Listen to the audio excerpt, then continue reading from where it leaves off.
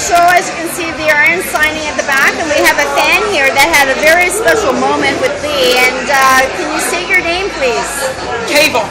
I'll say Cable. So what happened tonight with you going up on stage or something like that? I want to let the people know what happened. Well, what happened was basically she was going to do her next song, but she said, I need someone to maybe come up and help me on this next number. Let me see. She was eyeing the crowd, the front of the stage, looking around. She saw this big tall guy and said, "No, maybe you're just a little too animated or whatever it is. I need someone, a little more. See if I can find maybe someone more appropriate for this number." She was looking around, and then all of a sudden, somehow, I don't know how it happened, but she locked eyes on me. I was right front and center, right pushed up to the front of the stage, down the middle, and she said, "You?" It's like I'm thinking, no way. I said, I knew when she was looking at me. She started talking. Do you want to come up and do this one with me? And she's like, yeah, you're the one. And I said, oh God. I'd done an interview with Lee before the show, and I never thought she would just single me out like that.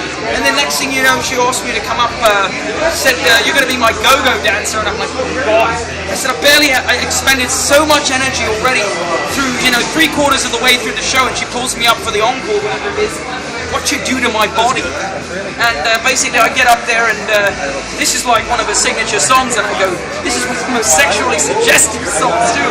So I didn't really know how to move on stage in a provocative manner, or play it clean, or said just don't, take your shirt off, or whatever it was. You know the rules and all this and that.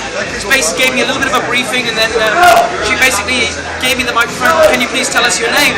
And I told her, and she introduced me to the crowd. Of course, she said, "Okay, get ready," and went right finally into the number. And then it's like I sort of had to turn on somehow, and I just kept going. And halfway through, or maybe 3/4 through the way of the actual song, during the duration of the song, I felt like I was going to just faint, because I was just non-stop moving, and I'd expended so much energy prior to that, just on the dance floor, standing, not on the stage, but being in the audience the whole time, just jumping up and down, clapping, moving around. She couldn't have picked she couldn't have picked a more animated person than me to come up. So what she actually was asking for was quite the opposite, but it worked out to be a lot of fun. It was great, and it's fantastic for Lee to give me the honor and the privilege to do that. I mean, she said, "You're a lucky guy," and I realized it was probably my lucky night, because that's a 1 in a million thing to get up with such an icon like her. Great Canadian artist and musician, and heavy rock artist like her, female rock artist in that genre. So it was a ton of fun. I was having the time of my life, really. So yeah, I really think that's like a once in a lifetime thing, and I'm going to cherish that for the rest of my days. Excellent. Thank you. You're welcome. You were wonderful.